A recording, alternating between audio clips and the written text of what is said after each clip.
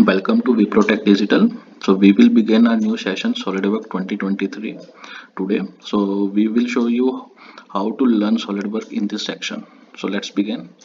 अब जब हम SolidWorks ओपन करते हैं तो हमारे पास ये वेलकम स्क्रीन आती है, जिसमें हमारे पास जो ये अपर लेफ्ट साइड में हमारे पास क्या है कि ये होते हैं हमारे स्टैंडर्ड टूल बार्स जिसमें हमारे पास होते हैं न्यू पार्ट बनाने के लिए ऑप्शन। तो ओपन, अगर कोई पार्ट हमने ओपन करना है, अगर हमने सेव करना है, अगर हमने कोई प्रिंट आउट देना है, जो भी हमने पार्ट वगैरह या 2D स्केच जो क्रिएट किया है उसका प्रिंट आउट देना है, अनडू, रीडू एंड रीबिल्ड, अगर कोई हमारा स्केच अगर ख़राब हो गया उसको फिर से रीबिल्ड करना है तो वो हम ये सब प्रॉपर्टीज़ आती है। और अब यहाँ पे आपका आता है सर्च कमांड। अगर आपने कोई भी, जैसे अगर आपने स्वीप की कमांड सर्च करनी है या स्वेप स्प्लिट लाइन की कमांड, कोई भी आपने कमांड जो सर्च करनी है, हम यहाँ पे डायरेक्ट उस कमांड को हम लिख देते हैं। और उसके बाद ये आता है आपका डिज़ाइन लाइब्रेरी और मिनी शॉर्टकट्स, जिसमें हमारे पास जो होते हैं, एक तो हमारे पास आता है डिज़ाइन लाइब्रेरी जिसमें हमारे पास अलग अलग टूल्स होते हैं। अगर हमने सपोज गेयर बनाना है तो हमारे पास इसमें पहले से ही लाइब्रेरी में गेयर, चाहे बेयरिंग हो, नट या बोल्ट हो, वो सब अवेलेबल होता है। फाइल एक्सप्लोर, अगर हमने कोई अगर डेस्कटॉप से कोई फाइल उठानी है या हमने कोई और ओपन करनी है तो हम यहाँ से भी कर सकते हैं उसको ओपन। ठीक है, तब यहाँ पे आता है आपका अपीयरेंस में अगर हमने कोई भी, अगर जो हमने पार्ट बनाया है उसको हमने मटेरियल देना है, चाहे वो मेटल में हो, वुड में हो, आपका रबड़ में हो, कोई भी, चाहे ग्लास हो, तो हम वो यहाँ से हम अप्लाई कर सकते हैं। ठीक है, तो ये थे हमारे कुछ वेलकम होम फीचर्स। अब जैसे ही हम यहाँ पे क्लिक करते हैं तो हमारे पास 3 मॉड्यूल आते हैं, जिसमें हमारे पास आता है पार्ट, असेंबली एंड ड्राइंग। अब पार्ट में क्या होता है कि अगर हमने कोई सिंगल कंपोनेंट बनाना है तो उसे हम कुछ भी, अगर हमने कोई भी हमने स्केचिंग वगैरह करनी है तो वो हम पार्ट में करते हैं।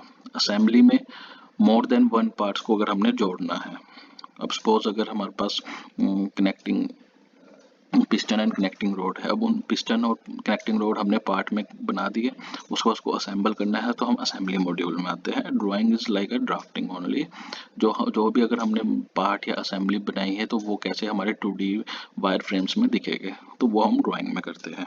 तब एक आता है एडवांस ऑप्शन, वो भी सेम ही होता है, पार्ट, असेंबली एंड ड्राइंग। जैसे ही हम पार्ट मॉड्यूल में आते हैं तो हमारे पास जो वो आता है, ये जो मैंने आपको पहले भी बताया था कि ये होता है स्टैंडर्ड टूल बार्स।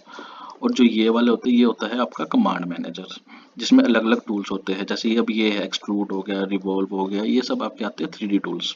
हम जब स्केच में क्लिक करते हैं तो ये आ जाता है हमारी स्केच टूल, जिसमें लाइन, सर्कल, पॉलीलाइन, स्प्लाइन, जो ये सब होती है। तब उसके बाद आपके पास आ जाता है इसमें इवैल्यूएट। अगर आपने कोई, अगर सपोज 3D पार्ट बनाया है, उन दोनों के बीच उस पार्ट को अगर आपने मेजर वगैरह करना है तो ये सब मेजर मार्कअप वगैरह में होता है ना। और इसमें हमारे पास अलग अलग टूल्स होते हैं जो हम आगे देखेंगे।